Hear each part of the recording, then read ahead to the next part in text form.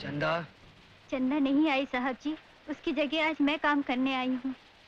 एक जग पानी लाओ। चाय तैयार है साहब जी। अब हमारा गुजारा चाय से नहीं, शराब से होगा। सवेरे सवेरे शराब नहीं पीनी। बात बंद करो, जो कहा करो वो तुम। जल्दी से पानी लेके आओ तुम। बड़े बुजुर्ग कहते हैं कि शराब पीने से घर बर्बाद हो जाते हैं साहब जी।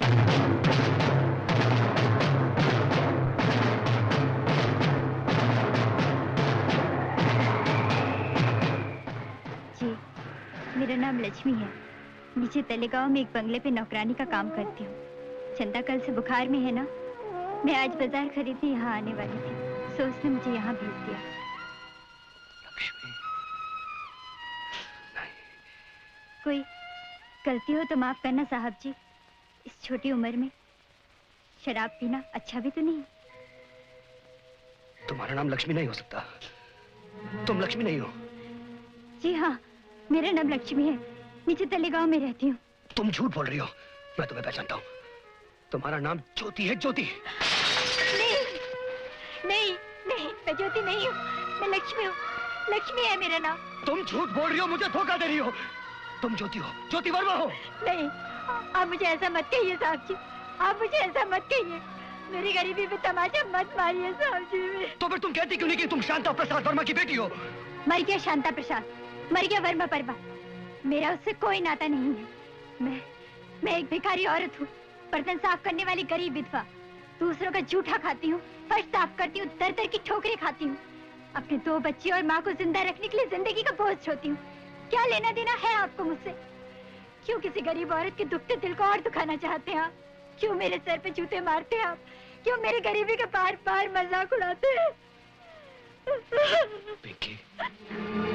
आपने मुझे पिंकी कहा साहब जी? हाँ पिंकी, तुमने मुझे नहीं पहचाना, लेकिन मैंने तुम्हें पहचान लिया, मेरी बहन। बहन? आपने मुझे बहन कहा? हाँ पिंकी, तुम रवि वर्मा की बहन हो ना, जो तुम्हें प्यार से पिंकी कहा करता था। रवि वर्मा? आप रवि वर्मा को कैसे जानते हैं? देखा तुमने कितनी जोरों का तूफान आया और थम गया। आज मुझ जैसे ईश्वर को ना मानने वाले भी ईश्वर को मानना शुरू कर देंगे। मैं समझी नहीं। अरे पगली, मैं ही तो रवि वर्मा। मैं रवि वर्मा का दोस्त नहीं, मेरा मतलब मेरे पिताजी रवि वर्मा के बहुत से दोस्त थे बम्बई में। बम्बई में? हाँ भैया बम्बई बहुत जाया करते थे। तुम्हारे पूरे परिवार की तस्वीर मेरे घर में है। मेरे डैडी ने मुझसे कहा था कि जब भी मैं वहां जाऊं वर्मा परिवार की पूछताछ करूं। बहुत तलाश की उन्होंने भी, लेकिन कोई पता न चला आप लोगों का।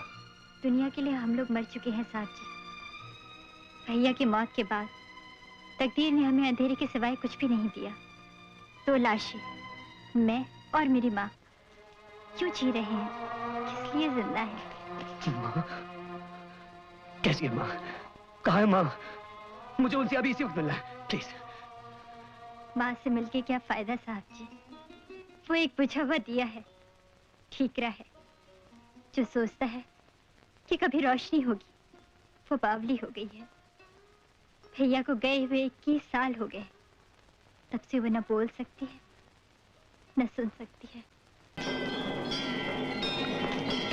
आ गए बेटा। नानी माँ, माँ, माँ, नानी माँ बोलने लगी। बैठ जी। तुम मेरी रवि हो ना? हाँ, तुम मेरे रवि हो, मेरे दिल के टुकड़े रवि, मेरे रवि, मेरा बेटा रवि। माँ जी, आप बैठ जाइए, बैठ के बातें कीजिए। ये आपका रवि नहीं है, ये तो बाहर से कोई बड़ा साहब आया है। चुप रहो, बको मत। ये मेरा बेटा रवि ही है। माँ सुनो तो सही, तुम बैठ जाओ, तुम्हारी तबीयत ठीक नहीं है। नहीं, ये मेरा बेटा रवि है। जी, आप सब लोग इन्हें अकेला छोड़ दीजिए। साहब माफ कीजिए, इनके दिमाग पर गहरी चोट लगी है। मैंने कहा ना अकेला छोड़ दीजिए इन्हें। चलो भाई सब लोग, साहब सब संभाल लेंगे।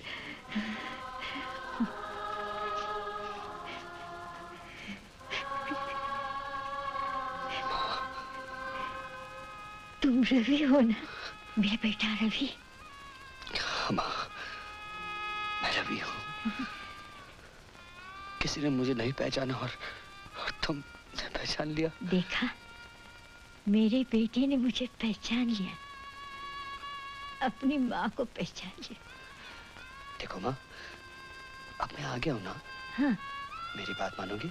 हाँ, हाँ, हाँ। अब थोड़ी देर आराम कर लो तुम। हाँ, करूँगी। हाँ माँ, आराम करूँगी। माँ, ये अंकल कौन है? हाँ? मैं तुम्हारा मामा हूँ बेटे। आज के बाद तुम सब अपने मामा के साथ रहोगे। अच्छा? देखता रहा मेरा मसीहा अपने ही दिए जख्मों पर। वाह मेरे मौला। बेटी, चिंता न करो, अपने भैया के घर जाओ। दुख के सब दिन बीत गए, अब सुख के दिन हैं आए। देख कामनी अब कबीरा क्या क्या रंग दिखाए।